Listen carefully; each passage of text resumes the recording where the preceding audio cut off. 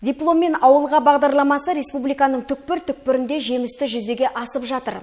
Жоба аясында былтыр 4000-нан астам маман еліміздің 1200 ауылында жұмысын бастаған. Бұл көрсеткіш биыл арта түспек. Ұлттық экономика министрі Руслан Дәленовтің айтуынша жыл аяғына дейін 5000 адамға баспана үшін бюджеттік несие беріледі. Ұлт болашағы үшін жасалған ұтымды жобаның біздің өңірде орындалысы қалай? Сюжеттен көрейік.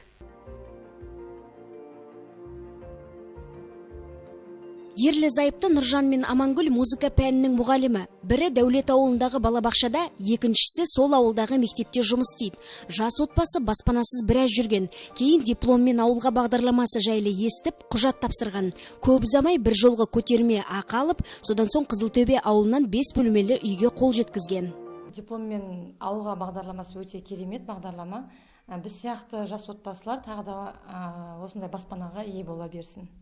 Осындай мүмкіндік жасаған мемлекетімізге үлкен рахмет айтамыз. Жалғасын таба берсін. Мен бастап кезде мен өзіме ала алмаймын деп біраз қашқақтап жүрдім. Кейін сөйтсек, ерлі-зайыптылар, жас семьялар бірігіп алса да болатын түсіндірді. Мемлекеттің көмегі арқасында үйлі болып отырған жайымыз бар. Отбасының атынан, өз басының атынан үлкен ризашылығымды айтамын. Бағдарлама аясында негізінен орыс тілі, химия, математика, физика, ағылшын тілі пәнінің мұғаліміне басымдық беріледі екен. Себебі өңірде аталған мамандар тапшы дейді жауаптылар. Жалпы жобаның берері мол. Ұстаздың әлеуметтік жағдайын түзеп қана қоймай, ауылдағы мектептердің де білім сапасын арттырады. Облыс бойынша былтыр 122 маман 70 айлық есептік көрсеткіш мөлшерінде бір жолғы көтерме жәрдемақысын алса, 61 мұғалімге үй алуға қаражат берілген. Жобаға қызығушылық танытушылар жыл сайын артып келеді.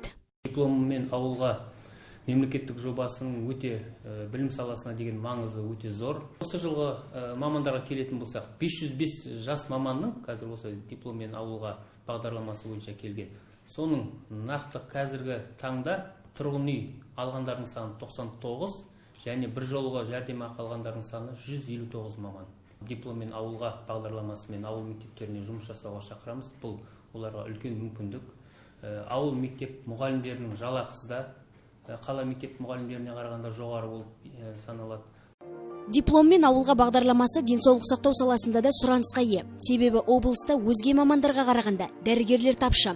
Мәселен, өңірде 2018 жылы 103, 2019 жылы 52 маман көтерме ақы алса, 69-ы баспаналы болған.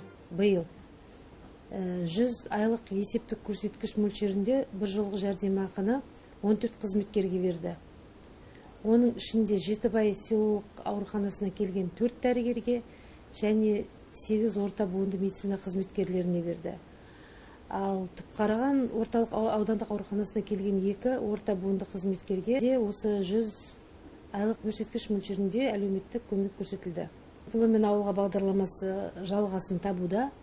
Биыл ауылдық жерге 35 жас маман келеді деп күтіп отырмыз. Мамандарға үй сатып алуға 1000 айлық есептік көрсеткіш көлемінде қаражат беріледі. Жалпы аталған бағдарлама бойынша 2015 жылдан бері өңірдегі елді мекендерге 4000-ға жуық маман келген. Айман Нұрмағамбет, Бауыржан Ниязқұлов, Аптақпарат.